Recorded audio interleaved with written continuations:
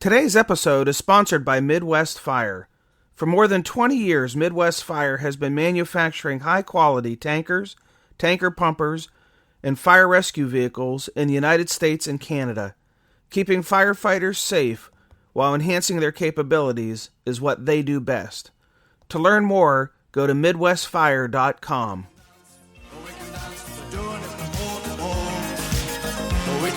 This is Lieutenant Jeff Cheshire from the Speedway Fire Department.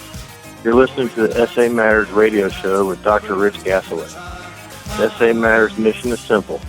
They want to help us see the bad things coming and time to avoid bad outcomes.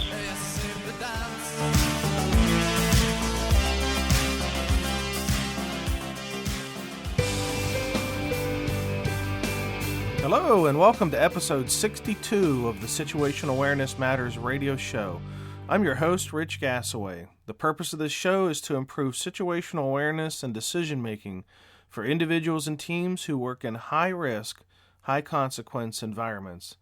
The SA Matters mission is simple: to help you see the bad things coming and time to avoid bad outcomes.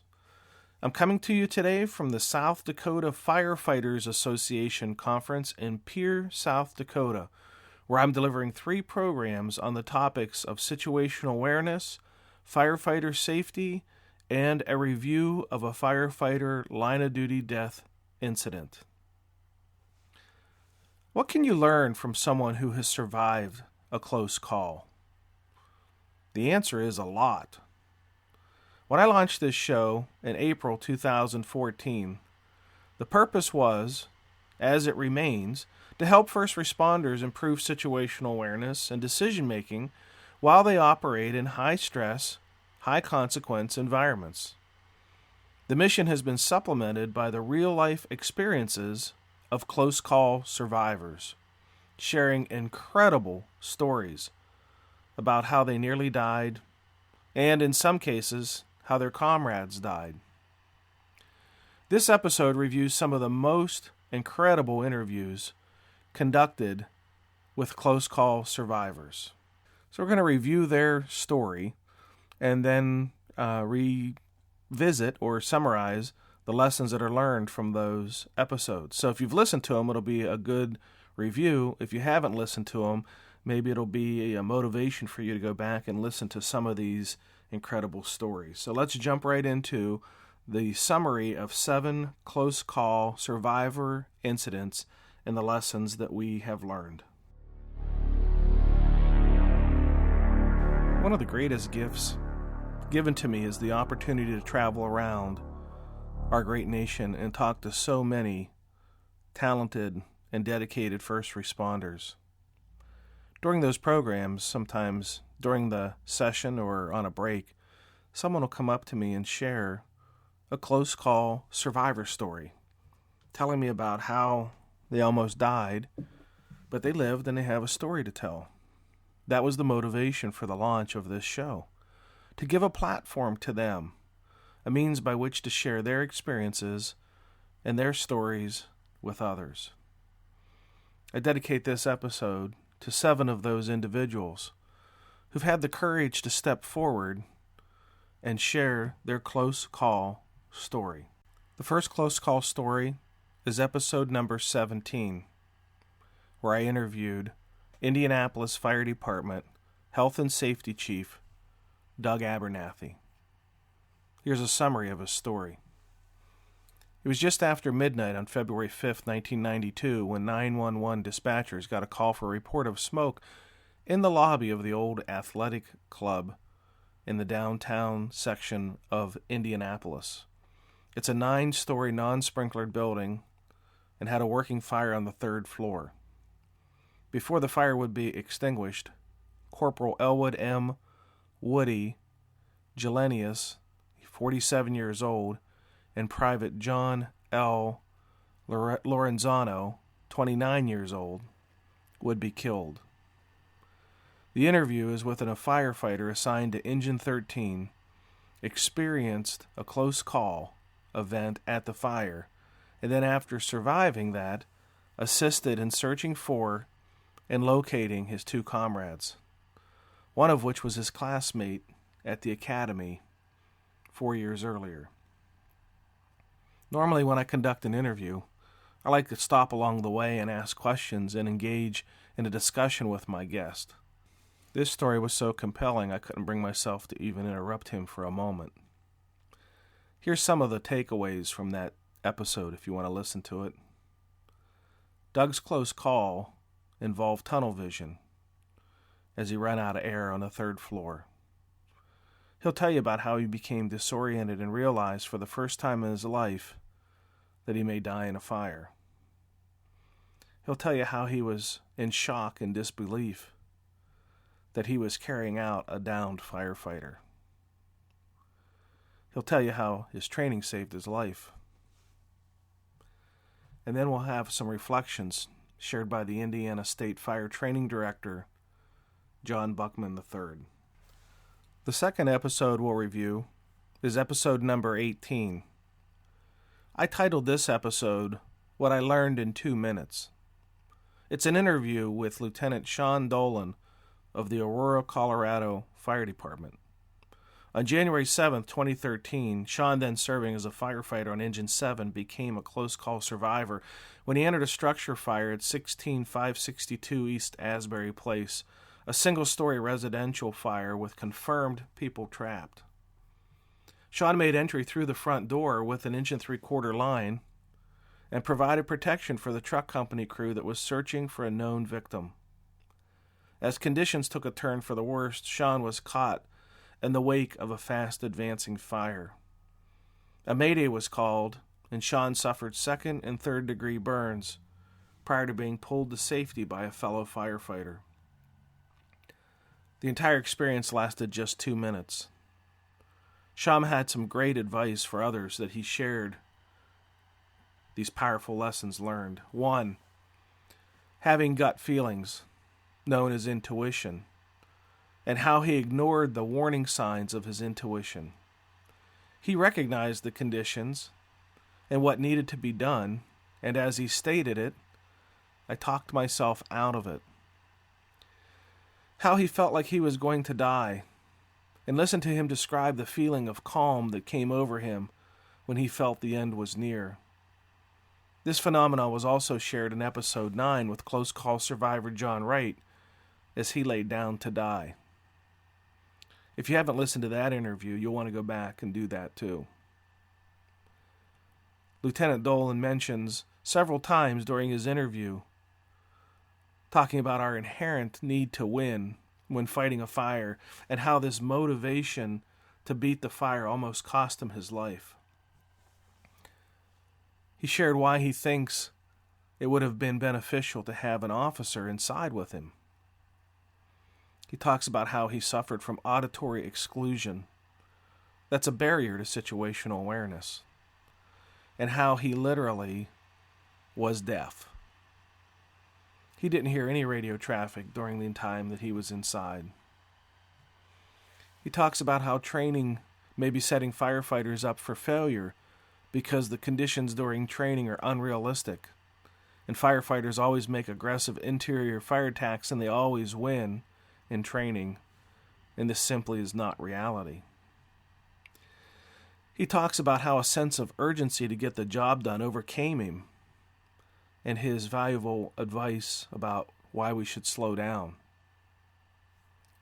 He's applying what he learned from an incident in his new capacity as a company officer, and how he instructs his crew to tell him when they think things are going bad.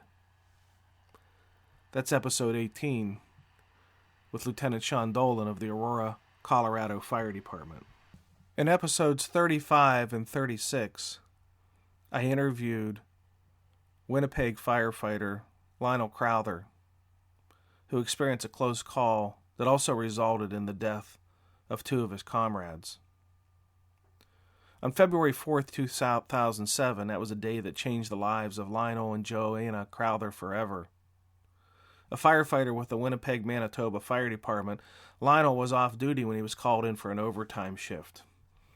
Early into his shift, his company, Engine 101, was dispatched for a reported residential dwelling fire. Within minutes of responding to the call, a flashover occurred. Flames engulfed the entire house, trapping several firefighters on the second floor. Lionel managed to escape by jumping out a second-story window.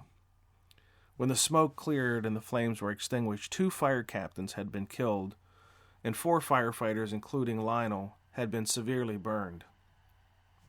Some of the takeaways you'll hear Lionel share on this episode include department members received RIT training but were not trained on how or when to call a mayday, a missing component that would prove critical in the outcome of this incident. He'll talk about the importance of being a student of every fire. He'll share with you his belief about the need to acknowledge our own weaknesses and see where our opportunities are to improve.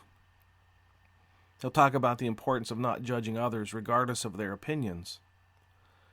He'll share his beliefs on the value of learning from line-of-duty death reports and near-miss reports. He'll talk about how little mistakes can add up and lead to a catastrophe. We'll share how brain function changes under stress and how our apparent common sense will become non-existent. We'll talk about the impact that incidents like this have on family members. And finally, we'll talk about how tragic outcomes can happen to any of us. And I mean any of us. Then in episode 42, I interview then Raleigh Captain Stephen Page. He's since been promoted to battalion chief. Captain Page, serving on the busy Ladder 4 in downtown Raleigh, responded to a restaurant fire at 311 Glenwood Avenue. The ladder crew, followed by an engine crew with a hose line, entered a heavily smoke-filled environment with a mission of search and rescue and fire attack. Crews were quickly overrun by changing conditions and an evacuation was ordered.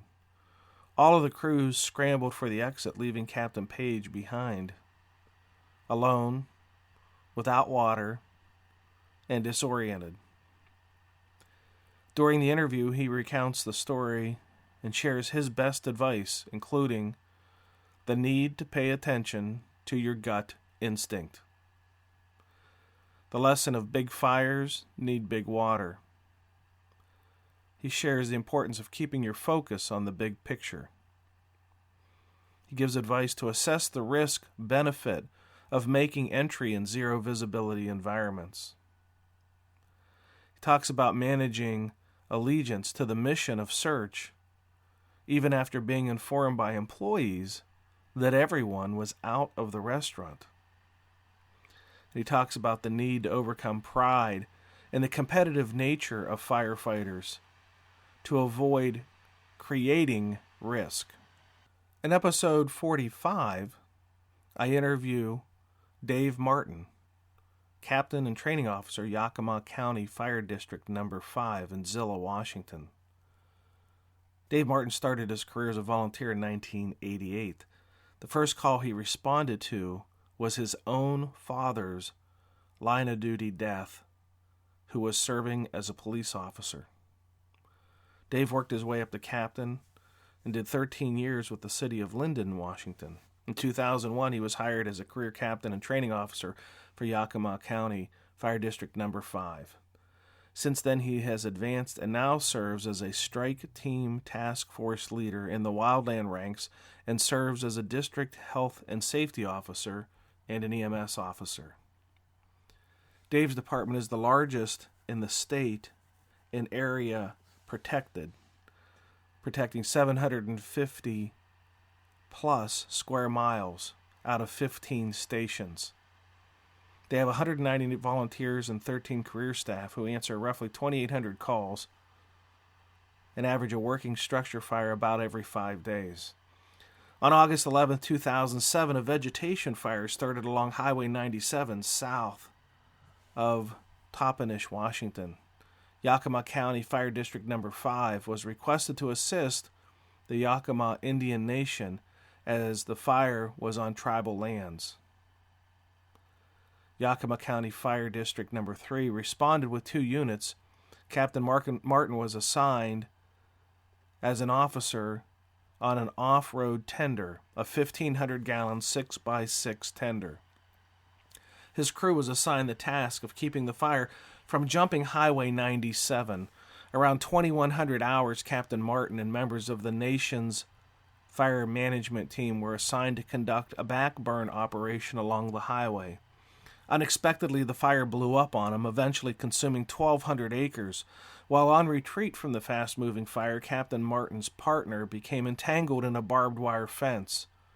While being overrun by hot embers and heavy smoke, Captain Martin used a utility knife to cut away his partner's ensnarled clothing, and they both narrowly escaped death.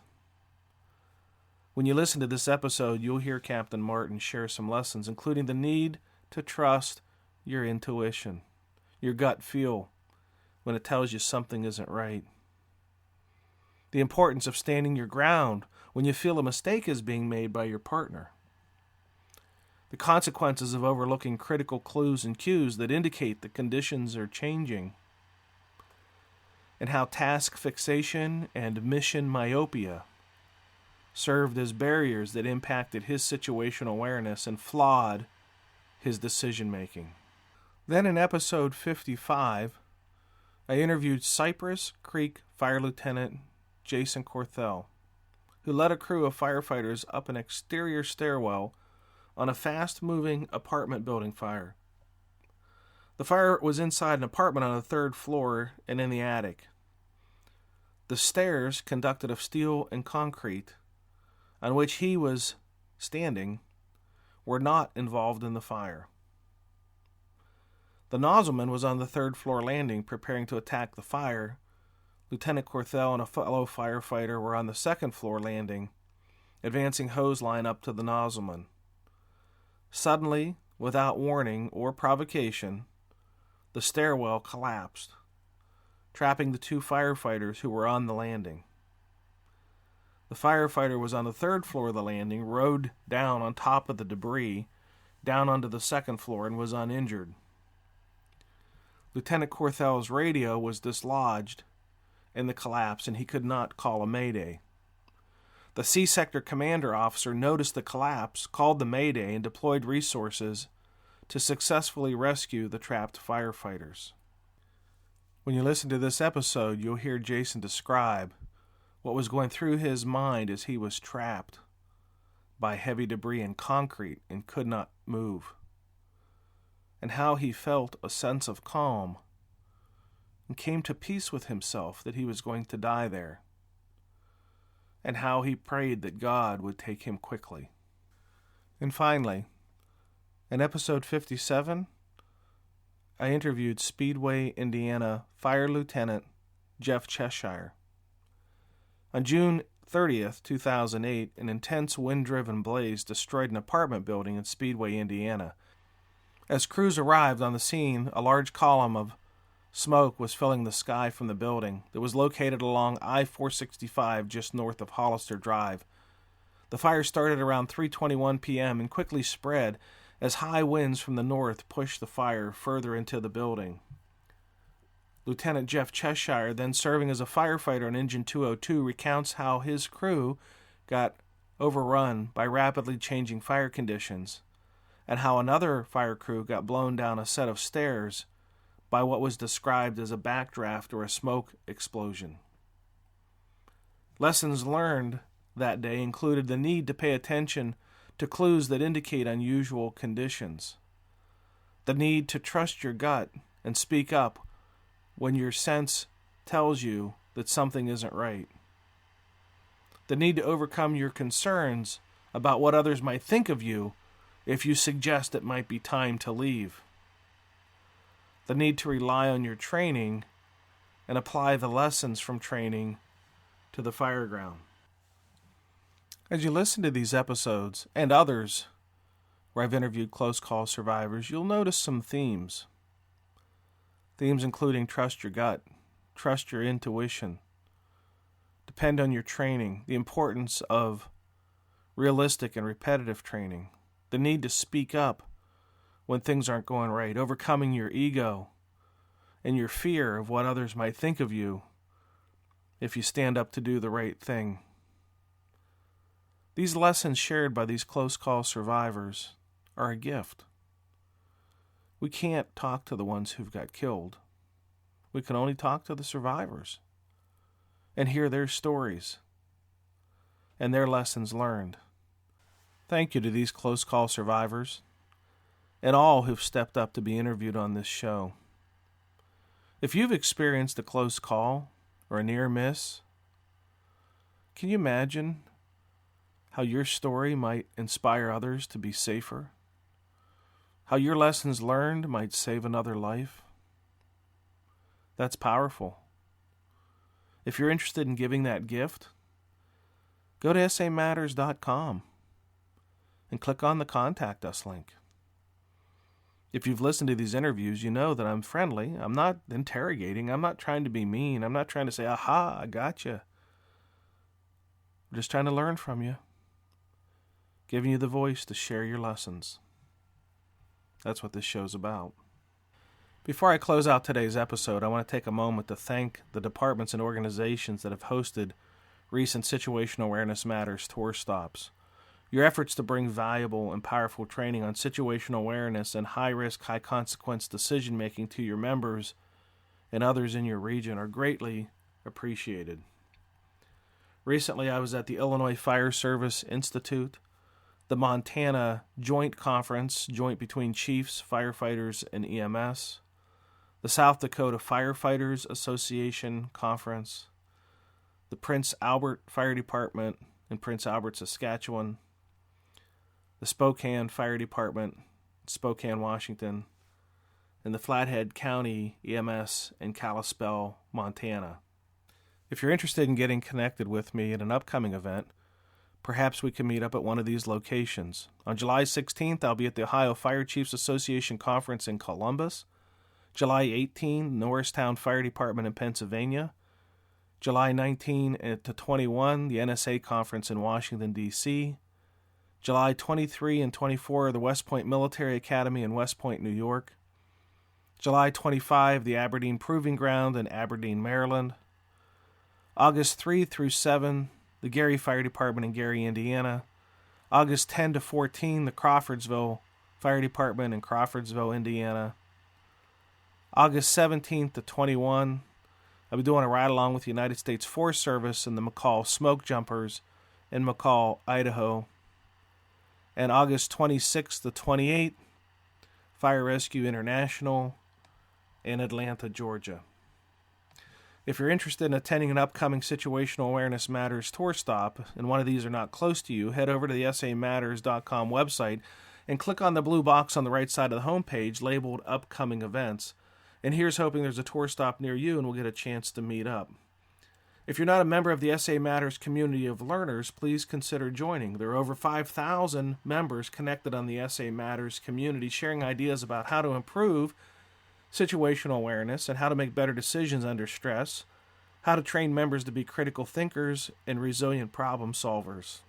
Membership is free, and when you sign up, I'll send you a special report that I've created for new members called 25 Best Practices to Improve First Responder Safety. If you're not a member yet, head over to the samatters.com website, click on the red box on the right side of the homepage that says Free Membership.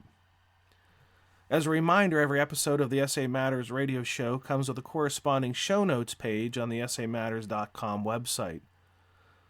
The most recent episodes scroll on the homepage, but for older episodes, you can go to samatters.com / and then enter the episode number, which I always mention at the start of the show. So, for example, if you want to listen to episode 60, you'd open up your internet browser, type www.samatters.com / 60, and that'll take you to the page that contains a link to that episode.